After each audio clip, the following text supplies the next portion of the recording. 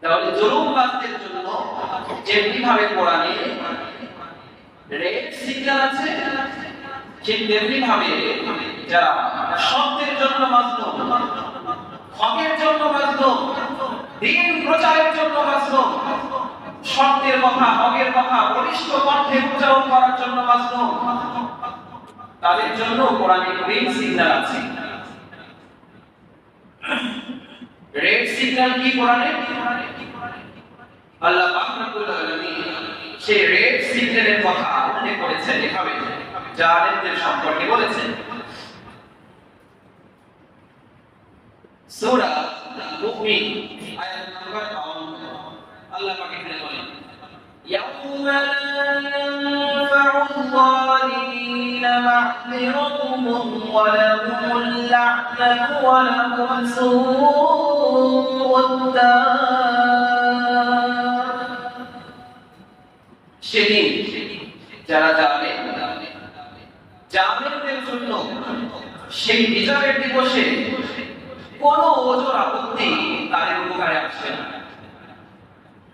যারা সীমালঙ্ঘনকারী, যারা অত্যাচারী, যারা নির্যাতনকারী, হাসরের মাঠে বিচারের দিবসে তাদের কোনো ওজোর আপত্তি আল্লাহ পাক কবুল করবেন না।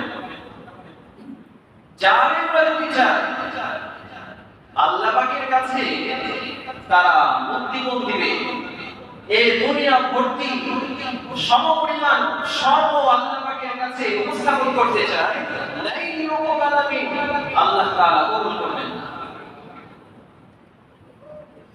সেই বিচারের দিবসে জালেম বুঝতে পারবে জুলুম কাকে বলে। বিচারের দিবসে জালেম শাসক বুঝতে পারবে জুলুম কাকে বলে। জুলুম কি জিনিস বিচারের মাঠে অত্যাচারকারী বুঝতে পারবে।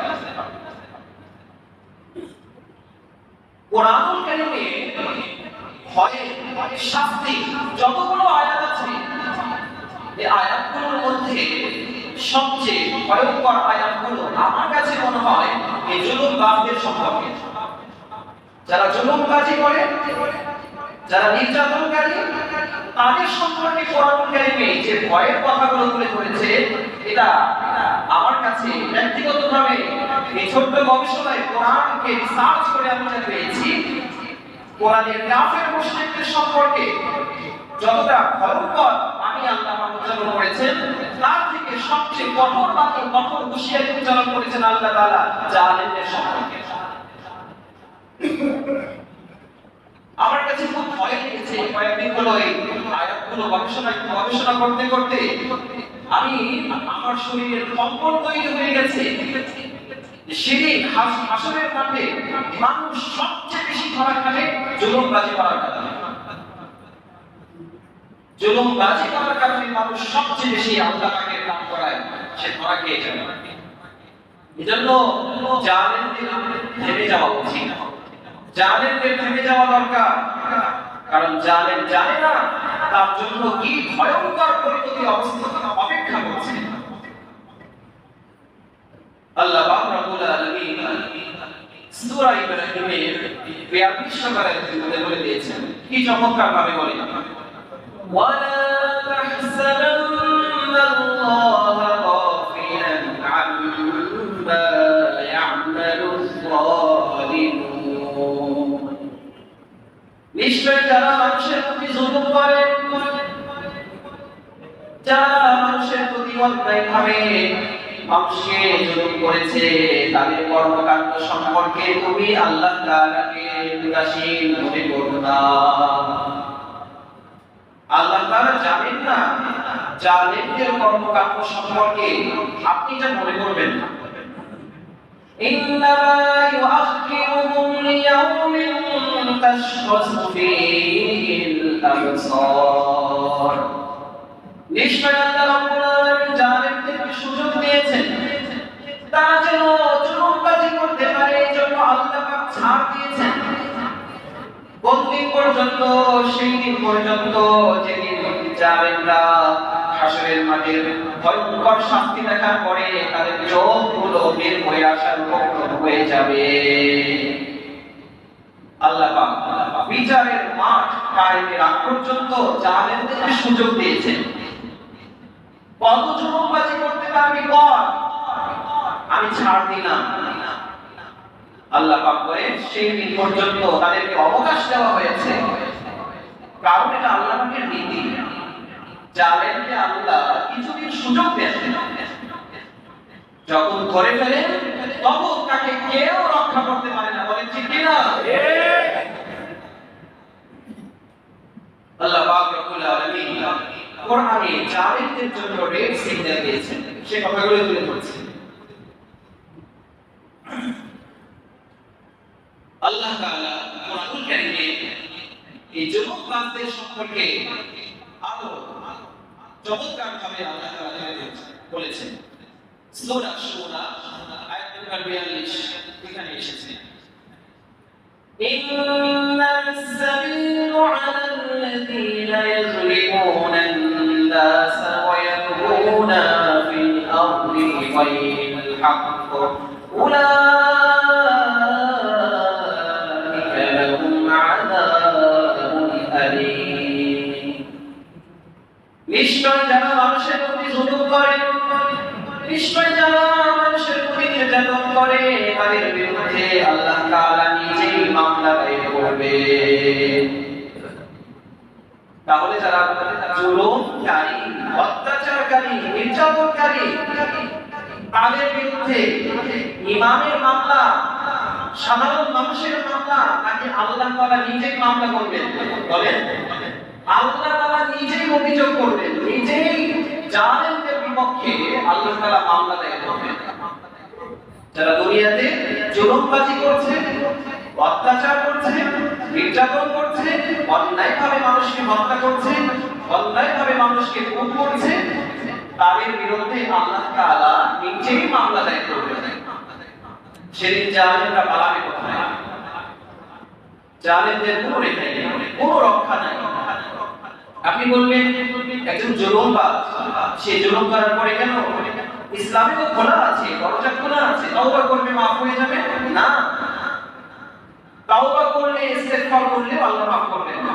যতক্ষণ পর্যন্ত জালেম, সীমা লঙ্ঘনকারী, যার প্রতি জুলুম করেছে তার হাত ধরে ক্ষমা না দিবে, আর যদি অত্যাচারিত ব্যক্তি জালেমকে মন থেকে ক্ষমা করে দেয়, তাহলে সে ক্ষমা পাবে, তাছাড়া ক্ষমা পাবে না। এজন্য একজন জালেম, অত্যাচারী, সে যদি দিনের মধ্যে 100 বার কেন 1000 বার তাওবা ইস্তেগফার করলে ওর গুনাহ মাফ হবে না।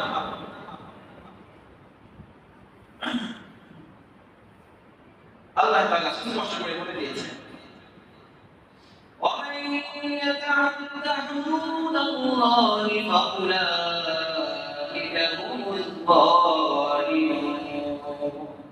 যারা দুনিয়াতে আল্লাহ তাআলার সীমা লঙ্ঘন করেছে, আল্লাহ পাকের বিধান যারা লঙ্ঘন করেছে, তাও জানে না। শ্রদ্ধাভাজন মুসলিম কেরাম, এই যে 4টা আয়াত তেলাওয়াত করলাম, এই আয়াতগুলো আল্লাহ তাআলা কোরআনে তুলে ধরেছেন। এখন আপনি কোরআনের কথাগুলো মানুষের কাছে বলবেন, আল্লাহ পাক কোরআনে কি বলেছে, মুহাম্মদ সাল্লাল্লাহু আলাইহি ওয়াসাল্লাম হাদিসে কি বলেছেন তুলে ধরবেন। তখন আপনার প্রতি উপর থেকে চাপ আসে যে ওদের এই কথাগুলো বলা যাবে না। আমার প্রিয় ভাইয়েরা, আল্লাহ পাক রব্বুল আলামিন তার কোরআনের কথা মানুষকে প্রচার করতে বলেছেন। এটা বাংলাদেশ সহ বিশ্বের সকল মানুষের এখানে দায়িত্ব করতে হয়। আমি এখানে আপনাদের কাছে আলোচনা করছি কেন? আমার প্রতি আল্লাহ পাক তার পক্ষ থেকে নির্দেশ দিয়েছেন, মুহাম্মদ সাল্লাল্লাহু আলাইহি ওয়াসাল্লাম নির্দেশ দিয়েছেন, তুমি যদি কোরআন এবং সুন্নাহ সম্পর্কে জানো, তা মানুষের কাছে প্রচার করো। আজকে যারা আপনারা শুনছেন, এই আলোচনা শোনার পরে মানুষের কাছে প্রচার করা, বাসাবাড়িতে গিয়ে আপনাদের স্ত্রীদের কাছে শোনানো, সন্তানদেরকে শোনানো, প্রতিবেশীকে শোনানো, দেশের মানুষের কাছে শোনানো, এটাও আপনাদের দায়িত্ব করতে হবে। বাল্লিগু আন্নি ওয়ালাউ আয়া, রাসূল সাল্লাল্লাহু আলাইহি ওয়াসাল্লাম বলেছেন, আমার পক্ষ থেকে একটা বাণী যদি কেউ জানো, কেউ বোঝো, সেটা অন্যের কাছে প্রচার করো। প্রচারের দায়িত্ব আল্লাহ পাক দিয়েছেন কাকে? যে সম্পর্কে জানে তার।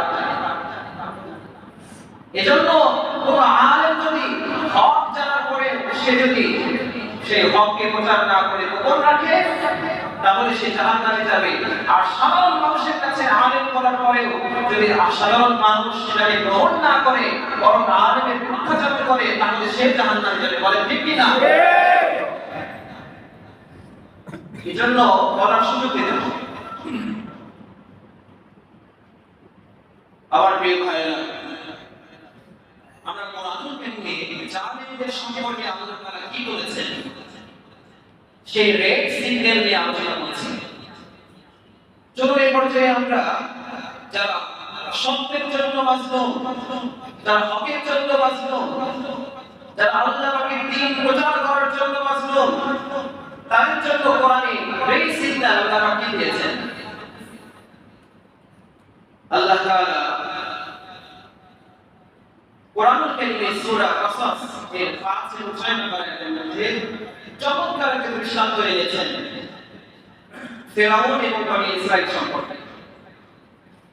আল্লাহ তাআলা বলেন, "ওয়ানুরিদু আন নামন্না আলাল্লাযীনা ইসতুদঈফু ফিল আরদি ওয়া নাজ'আলাহুম আ'iম্মাতান ওয়া নাজ'আলাহুমুল ওয়ারিসিন।"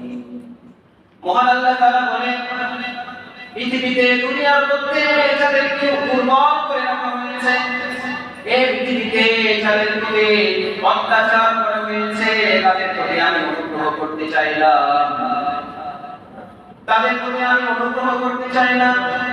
ওয়ালা জাআলাহুম আইম্মা, তাদেরকে দুনিয়াতে আমি নেতা বানাতে চাইলাম। ওয়ালা জাআলাহুমুল ওয়ারিসিন, আর আমি তাদেরকে দেশের মধ্যে উত্তরাধিকারী বানাতে চাইলাম।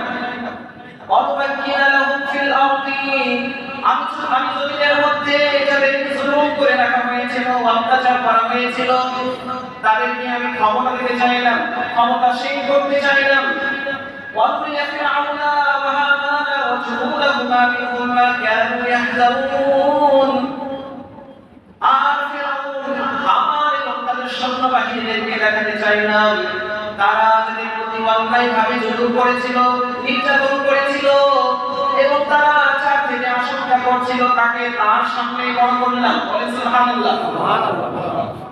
এই দুইটা আয়াতের মধ্যে চমৎকার আল্লাহ তাআলা আমাদেরকে নসিহত করেছেন। একটা হলো এই দুনিয়াতে যাদেরকে জুলুম করে রাখা হয়েছে, অত্যাচার করা হয়েছে, নিগৃহীত করে অবস্থায় রাখা হয়েছে, দুর্বল করে রাখা হয়েছে, আল্লাহ তাআলা সেই বনি ইসরাইলের মধ্যেই নেতৃত্ব দিয়েছেন। তাদেরকে পরবর্তী যুগে তাদের মাঝে নবী এসেছে, কোন দেশ শাসন করেছে তারা। আল্লাহ তাআলা ফিরআউন, হামান এবং তার সৈন্যবাহিনীদেরকে দেখাই দিতে চাইলেন যে তোমরা যারা বনি ইসরাইলের মধ্যে এক সন্তান আবির্ভূত হবে, সন্তানের জন্ম হবে, এই সন্তান ফিরআউনের রাজত্ব ধ্বংসের কারণ হবে, তার ব্যাপারে আশঙ্কা করছিলেন, অথচ সেই মূসাকে আমি তোমাদের রাজ দরবারে বড় করেছি। বলে সুবহানাল্লাহ। ফিরআউন দেশের মধ্যে বনি ইসরাইল এই গোত্রের প্রতি সবচেয়ে বড় জুলুম করেছিল, তাদের প্রতি জুলুমের সর্বোচ্চ পর্যায়ে ব্যবহার করেছিল। জুলুমের এক পর্যায়ে সর্বশেষ যে জুলুম ফিরআউন করেছিল বনি ইসরাইলের প্রতি, আল্লাহ পাক কোরআনে সূরা বাকারার 49 নম্বর আয়াতের মধ্যে বলেছেন যে ইউযাব্বিহুনা আবনাআকুম ওয়া ইস্তাহয়ুনা নিসাআকুম, যে ফিরআউন বনি ইসরাইলের পুরুষ সন্তানদেরকে হত্যা করত আর নারীদেরকে বাঁচিয়ে রাখত। পুরুষদেরকে হত্যা করত কেন? কারণ ওই যে স্বপ্ন দেখেছিল যে বনি ইসরাইলের মধ্যে এক সন্তানের জন্ম হবে, যে সন্তানই হবে ফিরআউনের রাজত্ব ধ্বংসের কারণ। এজন্য বনি ইসরাইলের মধ্যে যখনই কোনো সন্তান, পুরুষ সন্তান জন্মগ্রহণ করত ওকে হত্যা করত। আর মহিলাদেরকে বাঁচিয়ে রাখতো কেন? যে মহিলারা বড় হলে তাদেরকে দাসী হিসেবে ব্যবহার করা যাবে। আল্লাহ পাক রব্বুল আলামিন একটা পর্যায়ে ফিরআউনকে ধরে ফেললেন। আল্লাহ তাআলা কোরআনে সূরা বাকারা 50 নম্বর আয়াতের মধ্যে বলেছেন, ফাআমজাইনাকুম ওয়া আগরাকনা আলা ফিরআউনা ওয়া আনতুম তানজুরুন। আমি যখন ফেরাউনকে এবং তার সভাসদদেরকে মন্ত্রীবর্গকে আমি যখন নিমজ্জিত করলাম লোহিত সাগরের মধ্যে, আর মুসা, হারুন এবং বনী ইসরাঈলকে আমি ফেরাউনের দাসত্ব থেকে মুক্তি দিয়ে লোহিত সাগর পার করে দিলাম। এমত অবস্থায় বনী ইসরাঈল তোমরা দেখছিলে ফেরাউনের পরিণতি কেমন। সে যখন লোহিত সাগরের মধ্যে হাবুডুবু খাচ্ছিলে তখন তোমরা তা অবলোকন করছিলে। ওয়ান্তুম তানজুরুন, এই আয়াতটা কেবলমাত্র তৎকালীন সময়ে বনী ইসরাঈলদের জন্য না, তামাম দুনিয়ার সমস্ত মানুষকে আল্লাহ তাআলা লক্ষ্য করে বলেছেন ওয়ান্তুম তানজুরুন, তোমরা তা দেখছিলে। আল্লাহ তাআলা কোরআনে বিস্তারিত ঘটনা এনে এই উম্মতকে শিক্ষা দিচ্ছেন ওয়ান্তুম তানজুরুন। এটা শুধুমাত্র তৎকালীন সময়ে বনী ইসরাঈলদের জন্য নয়, তামাম দুনিয়ার সমস্ত মানুষদের জন্য ওয়ান্তুম তানজুরুন, তোমরা দেখো, শিক্ষা হাসিল করো। আমরা কি দেখব? আমরা দেখব এখানে তুমি কি জালেম নাকি তুমি মাজলুম। তুমি যদি জালেম হও তাহলে মনে রেখো তোমার পরিণতি হবে ফেরাউনের মতো। বলেন ঠিক কি না? আর তুমি যদি মাজলুম হও তাহলে আল্লাহ তাআলা বনী ইসরাঈলকে যেভাবে রক্ষা করেছিলেন তোমাকেও আল্লাহ তাআলা সেভাবে রক্ষা করবেন। বলেন সুবহানাল্লাহ। তাহলে আল্লাহ পাক রব্বুল আলামিন সেই বনী ইসরাঈলের প্রতি যে ফেরাউন তাদের প্রতি যে জুলুম করেছিল, সেই জুলুমের একটা পর্যায়ে যখন সর্বশেষ পর্যায়ে পৌঁছে গেছে, পুরুষদেরকে হত্যা করা, নারীদেরকে বাঁচিয়ে রাখা, আল্লাহ পাক ফেরাউনকে ধরে ফেললেন। এই অত্যন্ত লাঞ্ছনা, অবমাননা, অপদস্থ নিয়ে ফেরাউনকে আল্লাহ তাআলা লোহিত সাগরের মধ্যে ডুবিয়ে দিলেন। আর যাদেরকে দুর্বল করে রাখা হয়েছিল বনী ইসরাঈল, তাদেরকে আল্লাহ তাআলা রক্ষা করলেন, তাদের মাঝে নবী এবং রাসূল পাঠালেন। এই ঘটনা থেকে আমাদের শিক্ষা কি? আল্লাহ তাআলা আমাদের কিছু ভাবতে বলেছেন, আল্লাহ যে আমাদেরকে দেখতে বলেছেন। এই যুগেও, এই বর্তমান পৃথিবীতেও যারা নাকি মানুষের প্রতি জুলুম করে, যারা মানুষের প্রতি অন্যায়ভাবে নির্যাতন করে, যারা মানুষকে অন্যায়ভাবে হত্যা করে, তাদের সম্পর্কেও স্পষ্ট ভাষায় আল্লাহ পাক বলে দিয়েছেন যে ফেরাউনের যে পরিণতি হয়েছিল, যারা জুলুমবাজদের পরিণতি ফেরাউনের মতো অবস্থা হবে। বলে ঠিক কি না? আমার প্রিয় ভাইয়েরা, কোরআন আমাদেরকে সব জানিয়েছে, অথচ কোরআন থেকে আমরা সেই পরিমূলগুলোকে গ্রহণ করতে পারি না। আল্লাহ পাক বলেছেন ফা'তাবিরু ইয়া উলিল আবসার, হে অন্তর দৃষ্টি সম্পন্ন বোধ সম্পন্ন ব্যক্তিরা, তোমরা কোরআন থেকে উপদেশ হাসিল করো, উপদেশ নাও তোমরা। যদি আমরা কোরআন থেকে উপদেশ গ্রহণ করতে পারি তাহলে আমরা সকল বাধা পেরিয়ে আমরা সফলতার মুখ দেখতে পাবো। জুলুম কাকে বলে? জুলুমের ফলাফল বড় ভয়ঙ্কর। জালেম জানে না জুলুম কাকে বলে, অত্যাচারকারী বোঝে না জুলুম কি জিনিস। রাসূলুল্লাহ সাল্লাল্লাহু আলাইহি ওয়াসাল্লাম বলেছেন, সহিহ বুখারী মুসলিমের মধ্যে এসেছে, عن أبي هريرة رضي الله تعالى عنه قال قال رسول الله صلى الله عليه وسلم إن الله يملي للظالم, নিশ্চয় আল্লাহ তাআলা জালেমকে সুযোগ দেন, অবকাশ দেন। জালেম সে সুযোগ পেয়ে মনে করে আমি মানুষের প্রতি এত জুলুম করছি, আমি অধিকারীদের প্রতি এত অত্যাচার করছি, কই আমার তো কিছু হয় না। জালেম মনে করে যে আমার কোনো কিছু হয় না, সুতরাং সেই আশায় জালেম আরো বেশি অত্যাচার জুলুম করতেই থাকে। আমরা মনে করি এত বড় জালেম তারপরে ধ্বংস হয় না, আমরা মনে করি এত বড় অত্যাচারী তারপরে ধ্বংস হয় না। রাসূল সাল্লাল্লাহু আলাইহি ওয়াসাল্লাম বলেছেন, দুনিয়ার মানুষ তোমরা অপেক্ষা করো, সময়ের ব্যাপার তোমরা অপেক্ষা করতে থাকো। তোমাদের চোখের সামনে জালেম সে পর্যবসিত হবে, লজ্জিত হবে, অপমানিত হবে। বলে ঠিক কি না? আল্লাহ তাআলা জালেমকে সুযোগ দেন। এরপর নবীজি বলেন ফাইদা আখাযাহু, যখন আল্লাহ তাআলা জালেমকে ধরে ফেলেন, লাম ইউফলিহু, তখন জালেমকে আর কেউ রক্ষা করতে পারে না। জানবেন, বুঝতে পারবে সেদিন জুলুম কি জিনিস। এই মর্মে সহিহ বুখারীতে এসেছে 6534 নম্বর হাদিসের মধ্যে عن أبي هريرة رضي الله تعالى عنه قال قال رسول الله صلى الله عليه وسلم من كانت عنده مظلمة لأخيه কোন ব্যক্তি যদি দুনিয়াতে তার ভাইয়ের প্রতি সামান্য পরিমাণ জুলুম করে থাকে من عرضه أو من شيء فليتحلل منها সেই জুলুম হতে পারে তার মান সম্মানের হানি করেছে, কারণ মানুষদের মধ্যে সম্মান নষ্ট করে দিয়েছে, কোন ব্যক্তিকে অন্যায়ভাবে কামড় মেরেছিল, ধমক দিয়েছে সেটা অত্যাচার, গালি দিয়েছে সেটা অত্যাচার, অন্যায়ভাবে কোন ব্যক্তির সম্পদগুলোকে গ্রাস করে নিয়েছে সেটা অত্যাচার, কোন ব্যক্তির বাসায় হামলা করে ডাকাতি করে সব সম্পদগুলো লুটপাট করে নিয়ে চলে গেছে সেটাও অত্যাচার, রিকশাওয়ালাকে টাকা নিয়ে সামান্য টাকা পয়সা নিয়ে রিকশাওয়ালাকে থাপ্পড় মেরেছিল সেটাও অত্যাচার, জোরপূর্বকভাবে মালিক তার শ্রমিকের উপরে অত্যাচার করেছিল, জুলুম করেছিল সেটাও অত্যাচার।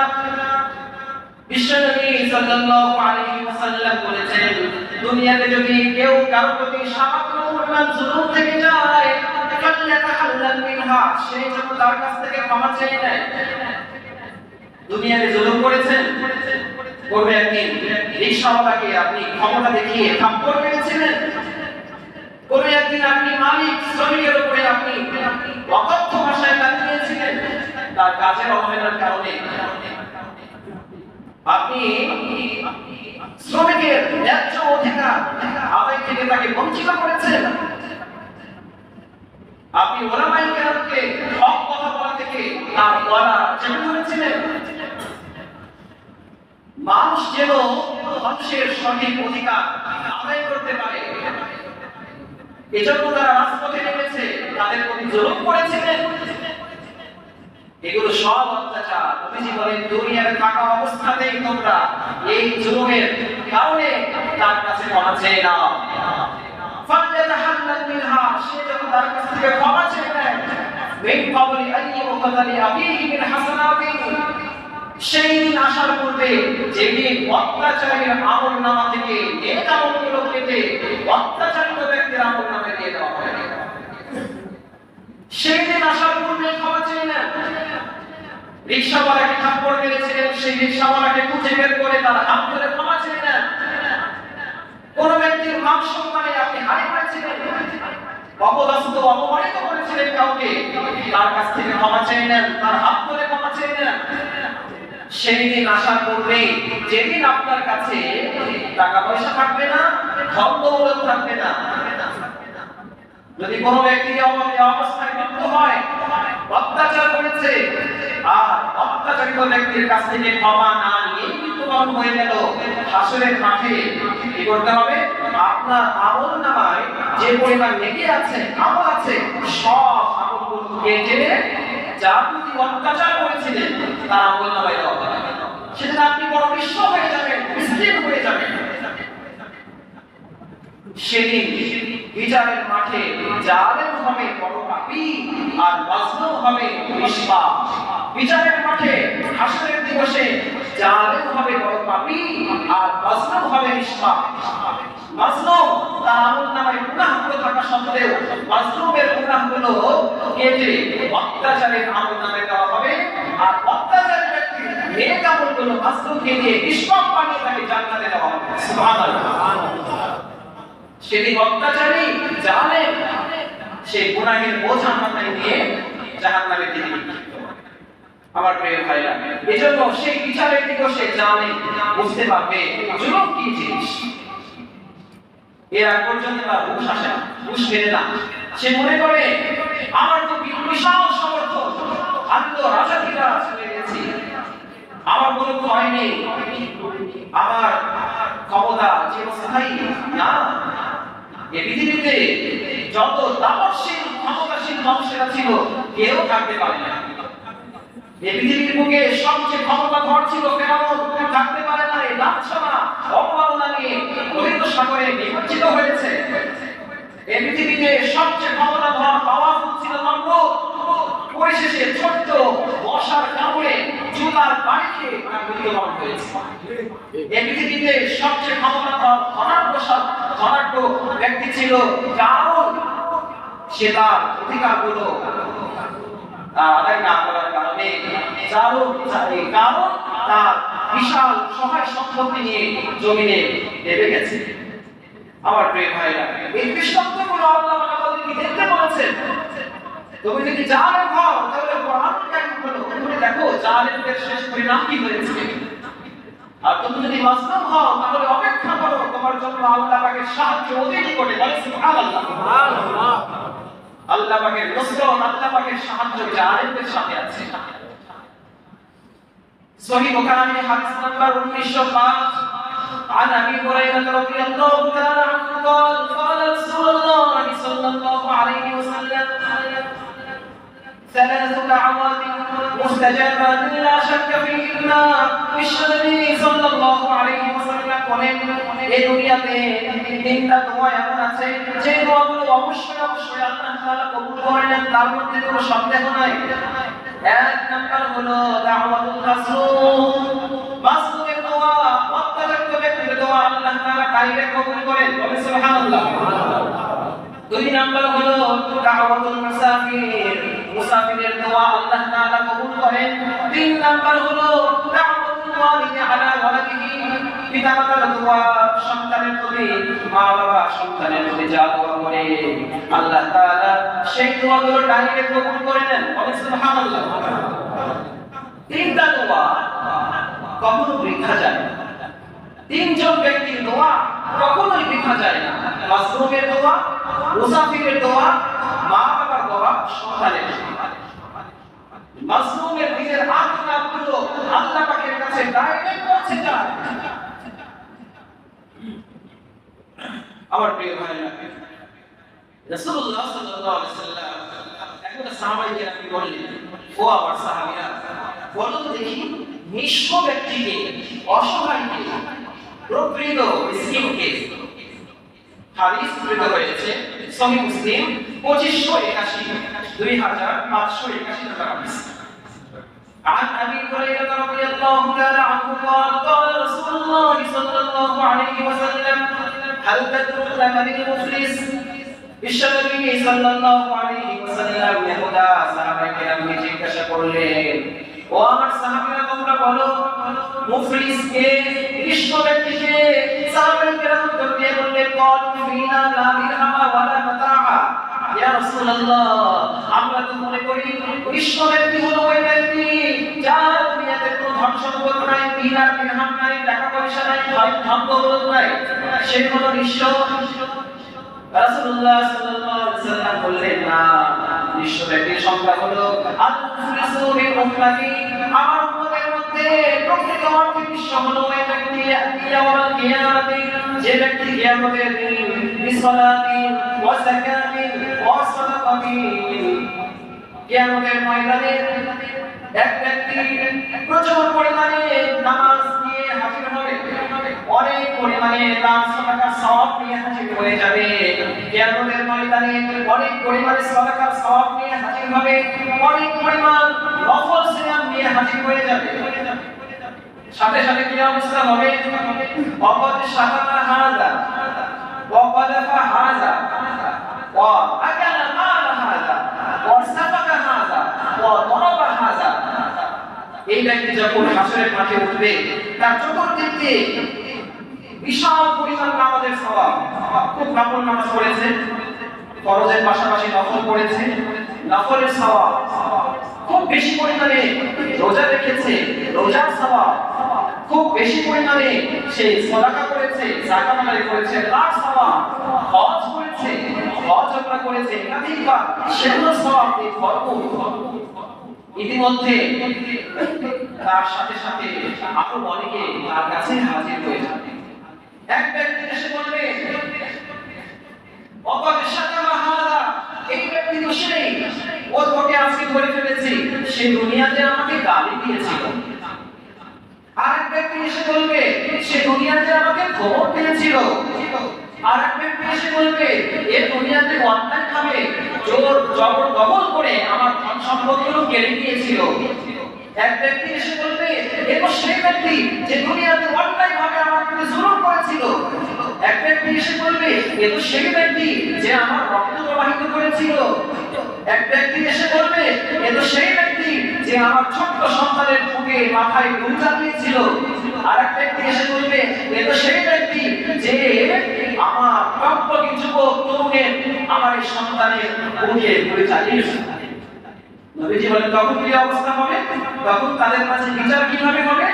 আল্লাহ তাআলা তখন বলবেন যে তখন আস্তে আস্তে তার আমলনামা থেকে দিতে শুরু করবে। কাউকে গালি দিয়েছিলেন, ধমক দিয়েছিলেন, অত্যাচার করেছিলেন, জুলুম করেছিলেন, কারো মাথায় গুলি চালিয়েছিলেন, কাউকে খুন করেছিলেন, কারো শরীরে রক্ত প্রবাহিত করেছিলেন, কি হবে? একে একে নেক আমলগুলো দিয়ে দেওয়া হবে। নেক আমল দিতে দিতে অবস্থা পরিণতি এতটা ভয়াবহ হবে, নবীজি বলেন যে ফাহিম ফুরিয়াত হাসানাতু, যদি তার নেক আমলগুলো শেষ হয়ে যায় তখন কি হবে? উখিযা মিন খাতায়াহুম, তাহলে তাদের গুনাহগুলো তার ঘাড়ের উপর চাপিয়ে দেওয়া হবে। ফাতুই হাফিনা, অতঃপর তাকে জাহান্নামে নিক্ষেপ করা হবে। বলেন নাউযুবিল্লাহ। আমার প্রিয় ভাইরা, এজন্য জানেন যিনি জুলুম করবেন সেটা যেই হোক না কেন তার পরিণতি খুব ভয়াবহ। এজন্য আমাদের জালেমদের ভেঙে যাওয়া উচিত। এই হাদিসগুলোকে সামনে রাখলে পর্যালোচনা করলে দেখা যায় জালেম ব্যক্তি হবে হাসরের মাঠে সবচেয়ে নিঃস্ব ব্যক্তি। রাসূল সাল্লাল্লাহু আলাইহি ওয়াসাল্লাম বলেন ওয়াজ ইবনে জামাল রাদিয়াল্লাহু তাআলা কে নবীজি কিয়ামত দেশের গভর্নর নিযুক্ত করে পাঠাচ্ছেন। নবীজি ইয়ামান দেশে পাঠানোর সময় ওয়াজকে লক্ষ্য করে কিছু নসিহত করলেন, উপদেশ করলেন। বললেন হে ওয়াজ, ইত্তাকি দাওয়াতাল মাজলুম, ওয়াজ বিশেষ করে তুমি মাজলুমের বদদুয়া থেকে বাঁচো। কেন? ফাইন্না লাইসা বাইনাহা ওয়া বাইনাল্লাহি হিজাব, কেননা মাজলুমের বদদুয়ার মাঝে আর আল্লাহ পাকের মাঝে কোনো আড়াল থাকে না, ডাইরেক্ট কবুল হয়ে যায়। বলেন সুবহানাল্লাহ। নবীজি আরো বলেন ইত্তাকু যুলমা, তুমি মানুষ তোমরা জুলুম থেকে বাঁচো। ফাইন্নাহা তুসআলু আলাল গামাম, কেননা এই জুলুমগুলো আকাশে মেঘের উপরে অবস্থান করে। তখন কি হয়? আল্লাহ পাক তখন বলেন ক্বাল আল্লাহু আযজা ওয়া জাল্লা ওয়া ইজ্জাতি ওয়া জালালি ওয়া মাকানি লাআনসুরান্নাকা ওয়ালাউ কানা বা'দা হিন। আল্লাহ পাক তখন বলেন আমার ইজ্জতের কসম, আমার বড়ত্বের কসম, আমার সুউচ্চ সিংহাসনের কসম খেয়ে বলছি হে মাজলুম, আমি তোমাকে অবশ্যই তোমাকে সাহায্য করব, যদিও কিছুদিন পরে হয় না কেন। আল্লাহ তাআলা সাহায্য করবেন। আমার প্রিয় ভাইরা, এজন্য আমরা যারা যে অবস্থানে আছি আমরা চেষ্টা করব যে জুলুম থেকে বাঁচতে, মানুষের হকগুলো অধিকারগুলো আমরা আদায় করব।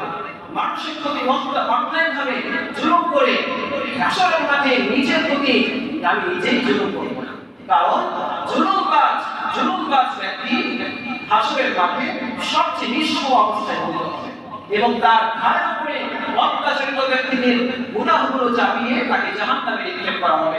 আল্লাহ তাআলা আমাদের সকলকে জুলুম থেকে বাঁচার তৌফিক দান করেন। বলেন আমিন।